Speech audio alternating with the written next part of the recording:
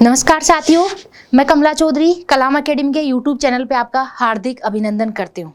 आज अपन Rajasthan economic survey के chapter number 3 ग्रामीण विकास और पंचायती राज से आरएस प्री एग्जाम में आने वाले संभावित क्वेश्चनों के ऊपर चर्चा करेंगे। इस चैप्टर से जितने भी पॉसिबल क्वेश्चन बन सकते हैं वो मैंने मेरी स्लाइड्स में कवर किए हैं। जब भी आप एग्जाम देने जाए एक बार इन क्वेश्चन का जरूर रिवीजन करते जाइए। यहाँ 10 क्वेश्चन है लेकिन एक क्वेश्चन में 4 ऑप्शन है, सबको मिला दिया जाए तो लगभग 40 क्वेश्चनों की प्रैक्टिस अपन आने वाले 10 मिनट में कर लेंगे। इसलिए आप बने रहिए। 10 मिनट आप अगर मुझे देंगे तो आपको बहुत कुछ मिलेगा। मैं कहना चाहूँगी, वक्त जो हाथ से निकल जाता है वक्त आने पर अपनी गलतियों के मंजर दिखलाता है। खुदा चाहता तो रोक लेता वक्त को, बट वक्त तो जागीरे खुदा को ही बदल देता है।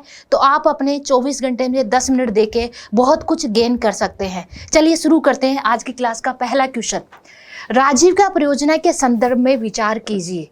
अपना पहला ऑप्शन है, यह सोसाइटी पंजीकरण अधिनियम 1959 के तहत पंजीकृत है।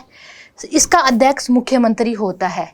2 चीजें अपने पास दी गई है, दोनों में से अपन को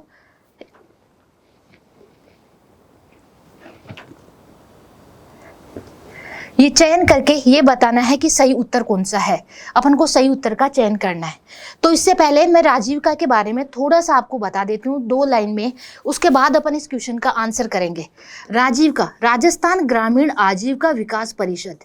राजीविका के बारे में मैंने आपको क्लास में बताया था कि राजीविका अक्टूबर 2010 में राजीविका की स्थापना की गई थी और इसकी स्थापना का उद्देश्य क्या था?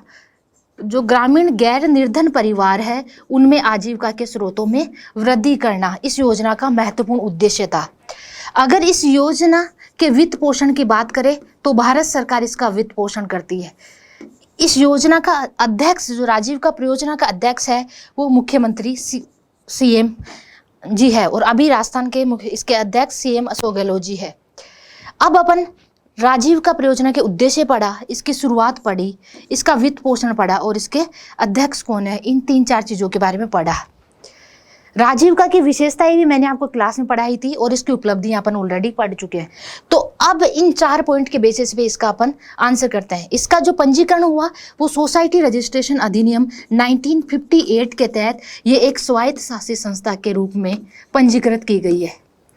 अब अपन अपने क्वेश्चन पे आते हैं। ये सोसाइटी पंजीकरण अधिनियम 1959 के तहत पंजीकृत है। सही उत्तर का चयन करना अपन को 1959 के तहत, और मैंने भी आपको क्या बताया, ये 1958 के तहत पंजीकृत है। सोसाइटी रजिस्ट्रीकरण अधिनियम 1958 के तहत पंजीकृत है। तो अपना पहला कथन सही हुआ या गलत हुआ? पहला कथन अपना गलत हुआ। दूसरे में चलते हैं। इसका अध्यक्ष मुख्यमंत्री होता है। राजीविका के बारे में 4 पॉइंट डिस्कस किए, मैंने इसमें बताया है कि इसका जो अध्यक्ष है वो मुख्यमंत्री होता है, यानी अपना दूसरा वाला पॉइंट है वो एकदम सही है। तो अपन से सही उत्तर का चयन, केवल एक नहीं, एक गलत था, तो सही कौन सा हुआ? केवल 2। तो अपना सही आंसर क्या हो गया? केवल 2। इस तरह के क्वेश्चंस एग्जाम में बार बार पूछे जा सकते हैं। 4-5 फैक्ट आपको याद करने हैं, इसमें से कोई सा भी फैक्ट आपको एग्जाम में मिल जाएगा। चलिए क्वेश्चन नंबर 2 पे चलते हैं। क्वेश्चन नंबर 2 है, निम्नलिखित में से कौन सी योजनाएं राजस्थान सरकार द्वारा प्रायोजित है? अपन ने पढ़ी थी केंद्र द्वारा प्रायोजित योजनाएं और राज्य सरकार द्वारा प्रायोजित ग्रामीण विकास की योजनाएं। केंद्र द्वारा प्रायोजित अगर अपन याद कर लेंगे तो राज्य द्वारा प्रायोजित योजनाएं अपने आप याद हो जाएगी। अपन इलिमिनेशन मेथड काम में लेते हैं इस तरह से। अगर केंद्र की का नाम याद है और इनमें से देखेंगे कौन कौन सी है, केंद्र वाली को हटा देंगे तो बचेगी वो राज्य की होगी। केंद्र द्वारा ग्रामीण विकास की प्रायोजित योजनाओं में आजीविका परियोजनाएं हैं। आजीविका परियोजनाओं के बाद मनरेगा है, प्रधानमंत्री आवास योजना है, ग्रामीण वाला सेगमेंट इसका, श्यामा प्रसाद मुखर्जी रूरल मिशन है, इसके साथ में सांसद आदर्श ग्राम योजना है, सांसद आदर्श ग्राम योजना ये भी केंद्र द्वारा प्रायोजित है। एक बॉर्डर एरिया डेवलपमेंट प्रोग्राम, ये गृह मंत्रालय द्वारा प्रायोजित है, सेंट्रल गवर्नमेंट का ही है प्रोजेक्ट। और एक आपका एमपी लेड, एमपी यानी सांसद, सांसद कौन से हैं? सांसद है वो सेंट्रल गवर्नमेंट के हैं, संसद में बैठते हैं। तो ये केंद्र द्वारा प्रायोजित स्कीम है और बाकी सारी राज्य द्वारा प्रायोजित। राज्य द्वारा प्रायोजित का मोटा मोटा मैं आपको नाम गिनाना चाहूँ तो MLA स्थानीय क्षेत्र विकास योजना, मुख्यमंत्री नवाचार निधि योजना, सविवेक जिला विकास कार्यक्रम योजना, इसके साथ में मगरा क्षेत्र विकास कार्यक्रम, डांग क्षेत्र, मेवात क्षेत्र विकास कार्यक्रम, ये क्षेत्रीय विकास की योजनाएं हैं। इसके साथ में स्मार्ट विलेज कार्यक्रम, ये राज्य द्वारा प्रायोजित योजनाएं हैं। अब अपने क्वेश्चन में चलते हैं। क्वेश्चन है कौन सी योजना राजस्थान सरकार द्वारा प्रायोजित है? तो देखिए BADP border area development programme, यहाँ चलते हैं। BADP केंद्र सरकार द्वारा प्रायोजित है और केंद्र में भी कौन सा? गृह मंत्रालय की योजना है ये, गृह मंत्रालय की। तो BADP गृह मंत्रालय की योजना है। मनरेगा, ये जो ऊपर वाली पांचों योजनाएं हैं ये ग्रामीण विकास मंत्रालय की योजनाएं हैं। MP-लेड ministry of statistics and programme implementation की योजना है। तो मनरेगा ये भी पंचायती राज मंत्रालय भारत सरकार द्वारा प्रायोजित योजना है। ग्रामीण विकास और पंचायती राज मंत्रालय भारत सरकार की। सांसद आदर्श ग्राम योजना, ये भी ग्रामीण विकास मंत्रालय भारत सरकार द्वारा प्रायोजित है। तो अब बची कौन सी स्कीम? अब अपने पास महात्मा गांधी जन भागीदारी विकास योजना बची हुई है। महात्मा गांधी, तो ये योजना कहाँ द्वारा प्रायोजित है? ये राज्य सरकार द्वारा प्रायोजित योजना है। अगर इन योजनाओं के बारे में एक एक लाइन में जानना चाहे तो BADP के बारे में, जो अपना पश्चिमी राजस्थान है, जिस पे अंतर्राष्ट्रीय बॉर्डर के ऊपर जो अपने ज़िले हैं राजस्थान के, उन ज़िलों के अंदर ये संचालित की जा रही है। उनमें श्री गंगानगर, बीकानेर, जैसलमेर और बाड़मेर, ये अंतर्राष्ट्रीय बॉर्डर पर स्थापित ज़िले हैं। यहाँ के लोगों में आधारभूत संरचनाओं का विकास करने के लिए और साथ ही यहाँ के लोगों में सुरक्षा की भावना उत्पन्न करने के लिए, क्योंकि ये बहुत ही सेंसिटिव एरियाज़ है, बॉर्डर एरियाज़ है, तो यहाँ के लोगों में सुरक्षा की भावना के लिए और आधारभूत विकास के लिए ये योजना 7वीं पंचवर्षीय योजना में लाई गई थी। 1985 से 1990 के बीच में ये योजना लाई गई थी। मनरेगा भारत सरकार की ग्रामीण विकास मंत्रालय की योजना थी। ये सितंबर 2005 में मनरेगा एक्ट जब पारित किया गया, उसके तहत ये योजना 2 फरवरी 2006 से लागू की गई। महात्मा गांधी जन भागीदारी विकास योजना, ये योजना है राज्य द्वारा, महात्मा गांधी जन भागीदारी विकास योजना राज्य द्वारा प्रायोजित योजना है। और इस योजना में क्या किया जाता है? महात्मा गांधी जन भागीदारी योजना में अगर शमशान और कब्रिस्तान के चारों तरफ को 4 दीवारी का निर्माण करना है, शमशान कब्रिस्तान के चारों तरफ, तो 90% अनुदान राज्य सरकार द्वारा और 10% जन भागीदारी द्वारा इकट्ठा किया जाता है। अगर अन्य स्थायी सामुदायिक परिसंपत्तियों का निर्माण किया जाता है तो उसके लिए 70% का अमाउंट है वो केंद्र सरकार द्वारा, राज्य सरकार द्वारा, और 30% अमाउंट जन सहयोग से इकट्ठा किया जाता है। और अगर अन्य सामुदायिक परिसंपत्तियां TSP एरियाज में निर्माण करेंगे तो 80% की अमाउंट राज्य सरकार द्वारा और 20% जन सहयोग से इकट्ठा किया जाएगा। तो जन सहयोग से सामुदायिक परिसंपत्तियां निर्माण करने के लिए गुरु गोवलकर जन भागीदारी विकास योजना का नाम बदलकर फरवरी 2020 में नाम कर दिया महात्मा गांधी जन भागीदारी विकास योजना। ठीक है, अपन अगली स्कीम पे। तो इसके साथ आपकी 4 योजनाएं लगभग कंप्लीट हो गई है। सांसद आदर्श ग्राम योजना 2014 की ग्रामीण विकास मंत्रालय भारत सरकार की योजना है और इस योजना में सांसद अपने निर्वाचन क्षेत्र का एक गांव चुनेंगे और उसको आदर्श ग्राम के रूप में विकसित करेंगे। वहां आधारभूत सुविधाओं का सर्जन करेंगे, वहां के लोगों का जीवन स्तर सुधारेंगे जिससे उनकी आय बढ़ेगी और उनमें नैतिक मूल्य इस तरह से इंकलकेट करेंगे कि वो बाकी गाँवों के लिए आदर्श हो। तो ये 4 स्कीम अपन ने पढ़ लिया। अपना आंसर राज्य द्वारा प्रायोजित कौन सी है? महात्मा गांधी जन भागीदारी विकास योजना। बाकी 3 योजनाएं केंद्र द्वारा प्रायोजित है। अगले क्वेश्चन में चलते हैं अपन। अगला क्वेश्चन है मुख्यमंत्री ग्रामीण रोजगार गारंटी योजना। मुख्यमंत्री ग्रामीण रोजगार गारंटी योजना के संदर्भ में असत्य कथन का चयन कीजिए। मुख्यमंत्री ग्रामीण रोजगार गारंटी योजना मनरेगा के तहत ही 2022-23 में राज्य सरकार द्वारा लाई गई। इस योजना के जो प्रावधान है वो क्या क्या है? अगर इस योजना के प्रावधानों के बारे में अपन बात करें तो देखिए, इसको अपन बोलते हैं, इस योजना को CMR मुख्यमंत्री रोजगार सर्जन कार्यक्रम गारंटी योजना, मुख्यमंत्री ग्रामीण रोजगार गारंटी योजना। इस योजना में दो ही महत्वपूर्ण प्रावधान थे। उन दो महत्वपूर्ण प्रावधानों में पहला जो प्रावधान था, जो 100 दिन की रोजगारी दी जाती थी श्रमिकों को, ग्रामीण निर्धनों को, अकुशल शारीरिक श्रम करने वाले श्रमिकों को 100 दिन के रोजगार की जगह 25 दिन का रोजगार और बढ़ा दिया गया। दिसंबर 2022-23 के बजट में इस योजना का अनाउंसमेंट किया गया। अब ये 25 दिन का जो अतिरिक्त मजदूरी दी जाएगी, अतिरिक्त रोजगार दिया जाएगा, वो राज्य मद में से दिया जाएगा। पहले किसका प्रावधान था? पहले 60-40, 60 केंद्र से और 40 आता था पैसा राज्य से। अब इसमें जो 25 दिन अतिरिक्त जो सर्जित किए गए हैं, वो राज्य मद से ही उनका खर्चा किया जाएगा। दूसरा इसमें प्रावधान था 12 जिले की सहरिया और खेरवा, 12 जिले की सहरिया और खेरवा जनजाति और उदयपुर की कथोड़ी जनजाति, साथ ही विशेष योग्यजन श्रमिक, इनको 100 दिन के साथ 100 दिन का अतिरिक्त रोजगार, यानी टोटल 200 दिन का रोजगार अतिरिक्त दिया जाएगा। इन दो प्रोविजनों के लिए स्कीम आई थी, CM नरेगा यानी मुख्यमंत्री ग्रामीण रोजगार गारंटी योजना। तो अब इसके फैक्ट के ऊपर चर्चा करते हैं अपन। योजना के बारे में सिर्फ दो ही बातें थी, दोनों बातें अपन ने पढ़ी। अब फैक्ट पे चलते हैं। सिरोही जिले की ग्रासिया, अगला जो अपना पहला पॉइंट है वह सिरोही जिले की ग्रासिया, सिरोही जिले की ग्रासिया जनजाति। अपन ने पढ़ा क्या सिरोही? अपन ने पढ़ा केवल 12 जिले की सहरिया और खेरवा और उदयपुर की कथोड़ी जनजाति। इनको 100 दिन का अतिरिक्त रोजगार दिया जाएगा इस योजना के तहत। तो ये वाला क्या हो गया आपका? ये इसमें शामिल नहीं है, यानी ये गलत ऑप्शन हो गया। अब उनको इलिमिनेट करना है क्वेश्चन को गहराई से पढ़ के। 12 जिले की सहरिया, हाँ जी ये है, 12 जिले की सहरिया एवं खेरुआ जनजाति के परिवारों को 100 दिन अतिरिक्त रोजगार यानी कुल 200 दिन की घोषणा की गई।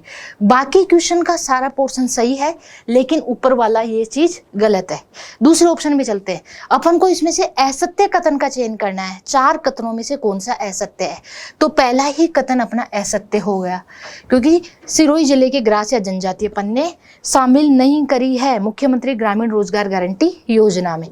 ठीक है, आगे चलते हैं, पूरा पढ़ लेते हैं क्वेश्चन को। वैसे अपना आंसर तो अपन को मिल गया, लेकिन जो फैक्ट है वो अपने काम आने वाले हैं। राज्य के विशेष योग्यजन श्रमिकों को 100 दिन अतिरिक्त रोजगार दिया जाएगा, ये मैंने अभी बताया आपको। ठीक है, ये योजना का प्रावधान है। तो कथन ऊपर वाला गलत है, ये सही है। मनरेगा में 100 दिवस का रोजगार पूर्ण करने पर राज्य मद से 25 दिन का अतिरिक्त, ये भी इस योजना का लक्ष्य है। सभी कथन सही है, ये वाला आपका गलत कथन है। सभी कथन सही, तो ये भी नहीं है। तो अपन को इसमें से असत्य कथन कौन सा हो गया? आपका ये वाला कथन असत्य हो गया। ये क्वेश्चन में यहाँ पे एक दूसरा असत्य कथन और ऐड करवाया जाना चाहिए था। ठीक है, अगली स्कीम के ऊपर चर्चा करते हैं। अगले 4 ऑप्शन दिए हुए हैं और यहाँ पर आपको सत्य कथन का चयन करना है। 4 अलग अलग स्कीम से 4 पॉइंट बनाए गए हैं, उनमें से आपको असत्य कथन का चयन करना है। तो चलिए चलते हैं सबसे पहले पॉइंट के ऊपर। ग्राम स्वरोजगार अभियान की शुरुआत 1 अप्रैल 2018 को सबकी योजना सबका विकास अवधारणा की प्राप्ति के लिए किया गया। अपन देखते हैं ग्राम स्वरोजगार अभियान। अगर अपन इसकी बात करें ग्राम स्वरोजगार अभियान की, तो इसमें क्या है?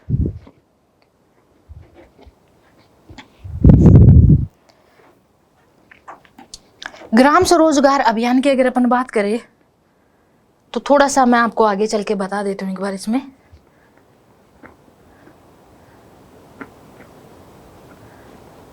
ग्राम स्वरोजगार अभियान को राष्ट्रीय ग्राम स्वरोजगार अभियान के नाम से जाना जाता है। और इस अभियान की शुरुआत कब की गई थी? इसकी 1 अप्रैल 2018 में इस अभियान की शुरुआत की गई थी और 31 मार्च 2022 को ये अभियान खत्म भी हो चुका है। अब इस अभियान के बारे में अगर अपन और मेन बातें देखें कि इस अभियान का उद्देश्य क्या था। राष्ट्रीय ग्राम स्वरोजगार अभियान का जो उद्देश्य था वो था जो PRIs है उनका सुदृढ़ीकरण करना, साथ में जो वहाँ के जनप्रतिनिधि है और जो कार्मिक है उनकी क्षमताओं का संवर्धन करना, उनको प्रशिक्षण प्राप्त करने के लिए ये अभियान लाया गया था। ये पंचायत सशक्तिकरण अभियान की जगह लाया गया था और बाद में इसका 31 मार्च 2022 के बाद में पुनरुत्थान राष्ट्रीय ग्राम स्वरोजगार अभियान नाम कर दिया गया और इस नाम से ये चलेगा आपका 2026 तक। और जब ये लाया गया था राष्ट्रीय ग्राम स्वरोजगार अभियान, तब इसका जो ध्येय था, जो अवधारणा थी, वो थी सबका साथ। जब शुरू किया गया तब सबका साथ, सबका गांव और सबका विकास, इस टैग लाइन के साथ ये शुरू किया गया था। ठीक है, सबका साथ, सबका गांव, सबका विकास। तो राष्ट्रीय ग्राम स्वरोजगार अभियान के बारे में संभावित सारी चीजें बताया कि 1 अप्रैल 2018 से शुरू हुआ, 31 मार्च 2020 को बंद हो गया ये। फिर इसका नाम बदलकर इसके बाद शुरू किया गया राष्ट्रीय ग्राम स्वरोजगार अभियान का पुनरुत्थान राष्ट्रीय ग्राम स्वरोजगार अभियान। इससे पहले ये पंचायत सशक्तिकरण अभियान के नाम से जाना जाता था 1 अप्रैल 18 से पहले। इसका उद्देश्य बताया मैंने कि PRIs का सुदृढ़ीकरण करना, और इसका टैग लाइन था सबका साथ, सबका गांव, सबका विकास। टैग लाइन के साथ ये शुरू किया गया। तो अब अपन चलते हैं क्वेश्चन में। ग्राम स्वरोजगार अभियान की शुरुआत 1 अप्रैल 2018 को की गई। ये बात सही है। अपन को क्या करना है? सत्य कथन का चयन करना। आगे चलो। सबका साथ, सबकी योजना, सबका विकास अवधारणा की प्राप्ति के लिए। तो सबकी योजना, सबका विकास, क्या इसकी अवधारणा है? इसकी अवधारणा मैंने आपको पढ़ाई, सबका साथ, सबका गांव, सबका विकास। और यहाँ है सबकी योजना, सबका विकास। मतलब वर्डिंग्स में चेंजेस आ रहा है, या सबकी योजना लिखा हुआ है जबकि यहाँ पर सबका साथ है। मतलब वर्डिंग्स में चेंजेस किया गया है। ये जो सबकी योजना, सबका विकास है, ये टैगलाइन जो थी वो पंचायत डेवलपमेंट प्रोजेक्ट की टैगलाइन थी, जो 2015 में सरकार द्वारा चलाया गया था। पंचायत डेवलपमेंट प्रोग्राम, उसकी थी ये टैगलाइन, सबकी योजना, सबका विकास। और जो पंचायत डेवलपमेंट प्लान जो लाया गया था 2015 में, ये क्यों लाया गया था? ये विकेंद्रीकरण को बढ़ावा देने के लिए, विकेंद्रीकरण सहभागिता को बढ़ावा देने के लिए लाया गया था। ठीक है, तो ये क्या चयन सही हुआ क्या? ये गलत हुआ, क्योंकि ये जो टैगलाइन थी ये PDP 2015 की थी। अगला चलते हैं, अगला पॉइंट पे चलते हैं। राजीव गांधी जल संचय योजना 20 अगस्त 2020 को मुख्यमंत्री जल स्वावलंबन योजना के स्थान पर लागू की गई।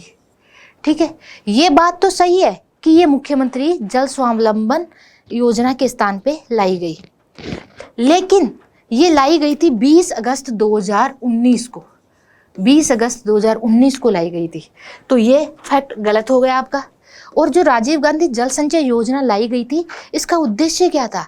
इसका उद्देश्य था जल संरक्षण को बढ़ावा देने के लिए और परंपरागत जल स्रोतों के संरक्षण के लिए तालाबों का या जो फार्म पॉन्ड वगैरह बनाए जाएंगे, जिनके लिए सरकार अनुदान देगी। जब बरसात का पानी, वर्षा का पानी, विभिन्न स्रोतों से जो पानी आ रहा है वो आके इकट्ठा होगा और ग्राउंड वाटर रिचार्ज होगा। अगली स्कीम स्मार्ट विलेज योजना के तहत 3275 गाँवों को स्मार्ट विलेज के रूप में विकसित किया गया है। हाँ, ये बात सही है, क्योंकि स्मार्ट विलेज जो योजना है उसमें क्या है? उसका प्रोविजन 3000 से अधिक आबादी वाले 3275 गाँवों को स्मार्ट विलेज के रूप में विकसित किया जाएगा और वहाँ शहरों जैसी आधारभूत संरचनाओं का विकास किया जाएगा। इस उद्देश्य से अपनी स्मार्ट विलेज योजना लाई गई थी। तो ये कथन सही बैठ रहा है। 3275 गाँवों को स्मार्ट विलेज का लक्ष्य था। इस योजना में भी यही था, 3000 से अधिक आबादी वाले 3275 गाँव। तो ये कथन अपना सही है। अगले कथन में चलते हैं। सांसद आदर्श ग्राम योजना का उद्देश्य गाँव में महिलाओं हेतु ग्राम उद्यम स्थापित करना और उनका सशक्तिकरण करना है। नहीं, अभी पहले मैंने आपको जस्ट थोड़ा सा पहले आदर्श ग्राम योजना पढ़ाई थी, जहां मैंने आपको बताया था कि गांव का सर्वांगीण विकास करना है, वहां का रोजगार सर्जन करना है, आधारभूत सुविधाएं सर्जित करनी है, जिससे लोगों की आजीविका बढ़े और आय बढ़े और उन लोगों का जीवन स्तर सुधरे, जिससे वो गाँव दूसरे गाँव के लोगों के लिए आदर्श बने। इस योजना के लिए अक्टूबर 14 में ये योजना लाई गई थी। तो ये इसका उद्देश्य नहीं था। तो अपन ने एलिमिनेशन मेथड यूज किया, जो गलत थे उनको काटा, जो सही था उसको सेलेक्ट कर लिया, और इसके साथ ही साथ अपन ने 4 योजनाएं कंप्लीट कर ली। चलिए अगले क्वेश्चन पे अपन चलते हैं। अगला क्वेश्चन रूड़ा के बारे में है। ग्रामीण और कृषि विकास अभिकरण में कौन सी गैर कृषि, ग्रामीण और गैर कृषि विकास अभिकरण, नॉन फार्म, यहाँ पे गैर कृषि आएगा। ठीक है, अभिकरण में कौन सी गतिविधियां शामिल नहीं की गई। तो चलिए मैं 2 मिनट में रूड़ा के बारे में आपको थोड़ा सा बता देती हूँ, उसके बाद इस क्वेश्चन को अपन अटेंड करेंगे। जो रूड़ा है उसका फुल फॉर्म है rural non farm development agency, यानी ग्रामीण गैर कृषि विकास अभिकरण। इसकी स्थापना जो की गई थी वो की गई थी नवंबर 2005 में, नवंबर 1995 में इसकी स्थापना की गई थी। और इसकी स्थापना का जो उद्देश्य था वो उद्देश्य क्या था, जो दस्तकार है, दस्तकारों को स्वरोजगार उपलब्ध करवाने के लिए, दस्तकारों को स्वरोजगार उपलब्ध करवाने के लिए इस रूड़ा की स्थापना की गई थी। 2 मिनट में मैं आपको रूड़ा के बारे में सारी चीजें बता रही हूँ, जहां से आप कभी भी कोई भी क्वेश्चन आए आप कर देंगे। रूड़ा की स्थापना नवंबर 1995 में। मकसद क्या था रूड़ा को स्थापित करने का, दस्तकारों को स्वरोजगार उपलब्ध करवाना, उनको बैंकों में लोन लेने से पहले उनका अनुमोदन करना और उनको प्रशिक्षण प्रदान करना, ये 3 उद्देश्य थे। और जो रूड़ा की जो गतिविधियां हैं वो 3 क्षेत्रों में है महत्वपूर्ण। वो जो 3 क्षेत्र है रूड़ा की गतिविधियों के, पहला आपका लघु खनिज, जो दूसरा है वो चमड़ा क्षेत्र में, और तीसरा है ऊन और वस्त्र। तो ऊन और वस्त्र है ना, ये हथकरघा गतिविधि है, चमड़ा वाली हस्तशिल्प की है, और लघु खनिज उनकी सैरामिक गतिविधियां हैं। इन 3 फील्ड, इन 3 गतिविधियों में ही रूड़ा काम कर रहा है। रूड़ा है ना वो जीआई टैग भी प्रोवाइड करवाता है अपने कोटा डोरिया, साथ में ब्लू पोट्री और बगरू और सांगानेरी प्रिंट को रूड़ा ने जीआई टैग प्रोवाइड करवाया है। और ये क्लस्टर बेस्ड स्कीम भी चला रहा है, डिफरेंट क्लस्टर बेस्ड स्कीम भी रूड़ा के द्वारा संचालित की जा रही है। अब अपने क्वेश्चन में चलते हैं। चलिए रूड़ा के बारे में अवरोल अपन ने पढ़ लिया, अब रूड़ा वाली स्कीम पे चलते हैं। क्या है रूड़ा, ग्रामीण गैर कृषि विकास अभिकरण में कौन सी गतिविधि शामिल नहीं है। लघु खनिज शामिल है, चमड़ा ये भी शामिल है, देखिए वहां से, ऊन और वस्त्र ये भी शामिल है, वृहद खनिज रूड़ा में शामिल नहीं है। इसके साथ अपना क्वेश्चन कंप्लीट हुआ। चलिए अगले क्वेश्चन में चलते हैं। Question number 6। इस तरह के सुमेलित करो क्वेश्चन बार बार पूछे जाते हैं और इनमें अपन अक्सर कंफ्यूज हो जाते हैं। अगर सुमेलित करो वाले क्वेश्चन में इलिमिनेशन मेथड अपन को यूज करना चाहिए। अगर एक भी ऑप्शन अपना इलिमिनेट होता है, 4 में से अगर 1-2 स्कीम भी अपन को आती है तो अपन क्वेश्चन का आंसर इजीली कर सकते हैं। चलिए इस क्वेश्चन में अपन इलिमिनेशन मेथड अप्लाई करते हैं। क्वेश्चन है सूची 1 में योजनाओं का नाम दे रखा है और सूची 2 में कौन कौन से जिलों में संचालित की जाती है वो दे रखा है। अगर मान लीजिए 4 योजनाएं हैं, मगरा क्षेत्र विकास कार्यक्रम, दूसरा करंज पौधे का रोपण हेतु किन किन जिलों में किया जाता है, मुख्यमंत्री जिला नवाचार निधि योजना, और एक है डांग क्षेत्र विकास कार्यक्रम। ये थोड़ा टाइपिंग मिस्टेक है। डांग क्षेत्र विकास कार्यक्रम कौन कौन से जिलों में संचालित किया जा रहा है। तो देखिए अगर मान लीजिए इनमें से आपको पहला पता है मगरा क्षेत्र विकास कार्यक्रम, ठीक है, मगरा क्षेत्र, मैं पहले सभी के बारे में 2-2, या फिर मान लीजिए मुझे इनमें से सिर्फ इतना पता है, इस क्वेश्चन को अटेंड कैसे करेंगे, मुझे सिर्फ इतना पता है कि मगरा क्षेत्र विकास कार्यक्रम 5 जिलों में संचालित किया जा रहा है, ठीक है, इतना पता है, बाकी और मुझे कुछ नहीं पता।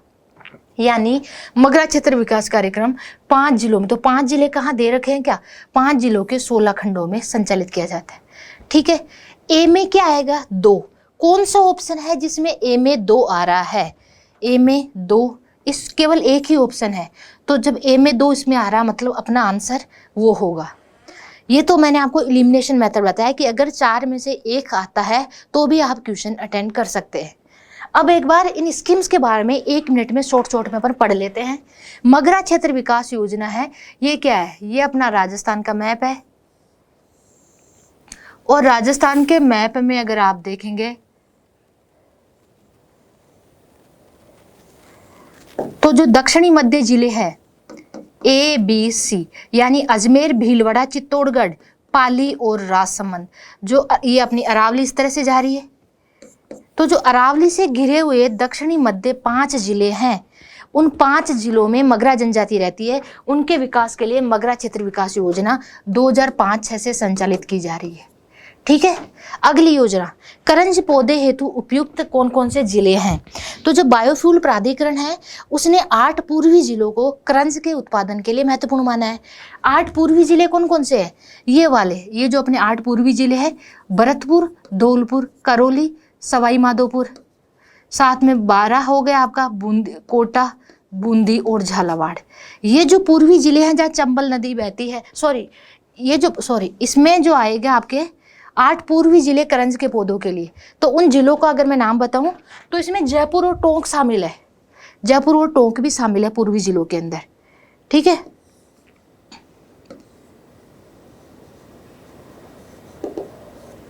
अगर इसके अंदर देखें तो इन पूर्वी जिलों में कौन कौन सा आ जाएगा आपका? इसमें आ जाएगा, मैं इन जिलों के 8 पूर्वी जिलों के अगर नाम आपको बताना चाहूँ तो सबसे पहले आपका आ जाएगा अलवर, भरतपुर, धौलपुर, दौसा, करौली। इसके साथ में आपका आ जाएगा जयपुर आ जाएगा, टोंक आ जाएगा और सवाई माधोपुर। ये 8 जिले हैं जो करंज के उत्पादन के लिए प्रसिद्ध है। ये बायोफ्यूल प्राधिकरण ने बताया था। तो करंज के पौधरोपण उपयुक्त जिलों की संख्या 8। आगे चलते हैं। मुख्यमंत्री जिला नवाचार निधि योजना के तहत हर एक जिले को 1-1 करोड़ रुपए प्रतिवर्ष नवाचारों का समावेश करते हुए स्थानीय समुदाय की आवश्यकताओं के अकॉर्डिंग विकास कार्य करने के लिए सरकार द्वारा प्रोवाइड किए जाते हैं। तो ये सभी जिलों में लागू है ये योजना। और अगला अपना डांग क्षेत्र विकास योजना, जहाँ चंबल नदी बहती है वो डांग एरिया है।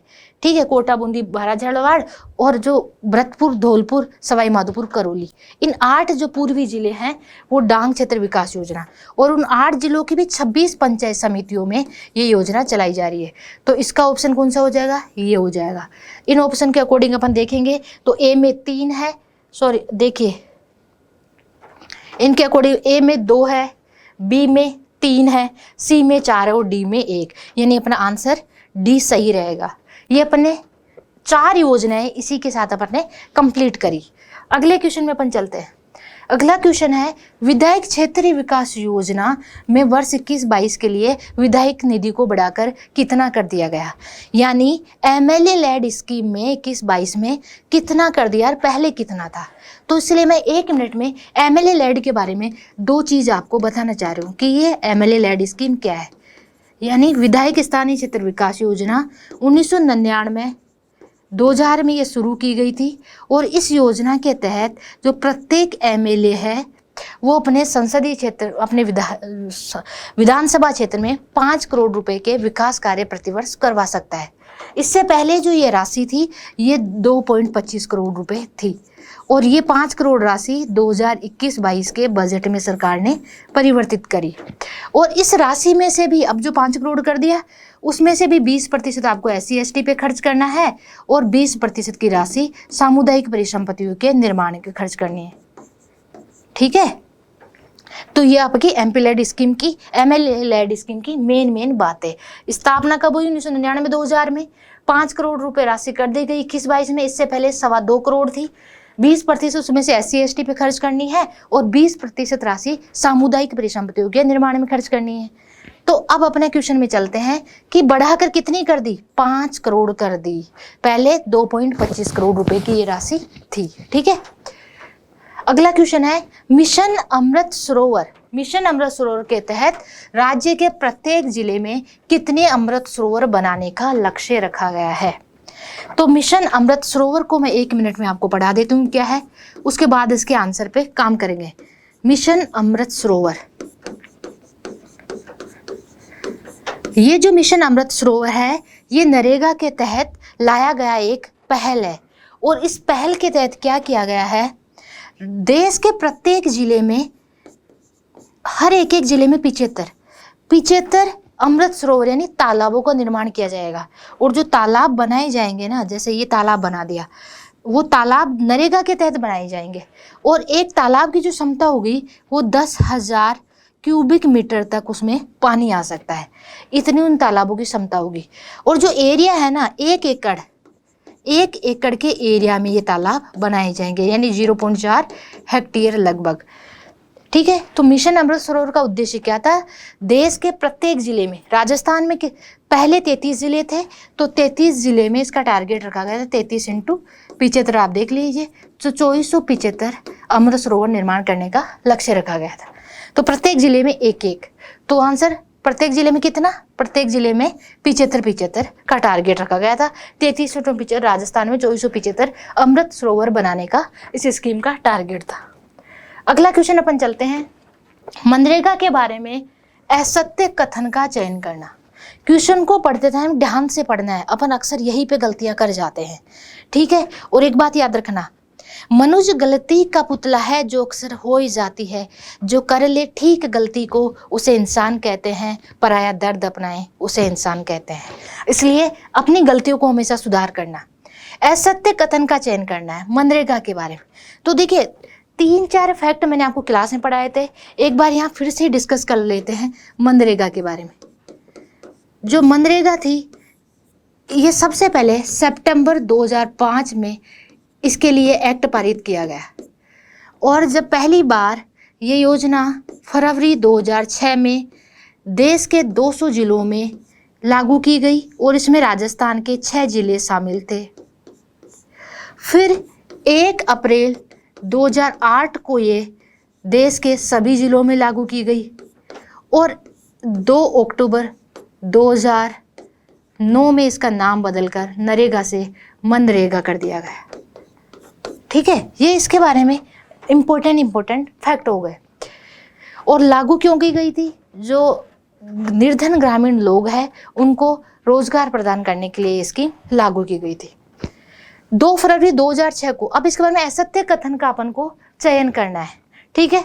2 फरवरी 2006 को राज्य के सभी जिलों में नहीं, 2 फरवरी 2006 को राज्य के ओनली 6 जिलों में ये स्कीम लागू की गई थी। 2006 यानी 6 से 6 याद रखना हमेशा, ठीक है, याद रखने की ट्रिक। 2006 में 6 जिलों में लागू की गई थी, ठीक है, और पूरे भारत के 200 जिलों में। तो देखिए इसको याद कैसे रखोगे, 2006 राजस्थान के तो 6 जिले और देश के 200 जिले 2006 से निकल गए, ट्रिक हो गई आपकी, तब ये लागू की गई थी, ठीक है। तो ये वाला कथन क्या हो गया आपका? गलत हो गया, और असत्य कथन का ही चयन करना था, मतलब अपन को मिल गया, यानी अपने क्वेश्चन का आंसर अपन को मिल गया। बाकी कथनों को भी एक बार विचार कर लेते हैं। 2 अक्टूबर 2009 को नरेगा का नाम बदलकर मनरेगा किया गया, ये भी बात सही है। किसी गांव में 5 किलोमीटर की परिधि में रोजगार न उपलब्ध कराने पर 10% अतिरिक्त मजदूरी दे होगी, ये बात भी सही है। नवंबर 2022 तक 51.41 लाख परिवारों को रोजगार मिला, ये बात भी परफेक्ट है। तो ये अपन ने मोटी मोटी योजनाएं, लगभग 40 योजनाएं इन 10 क्वेश्चनों में अपन ने समेट ली। इससे बाहर ग्रामीण विकास और पंचायती राज की कोई भी योजना है वो इतनी महत्वपूर्ण नहीं कि एग्जाम में आ सके। सारे पॉसिबल क्वेश्चंस मैंने कवर करवा लिए। Thank you. जय हिंद, जय भारत।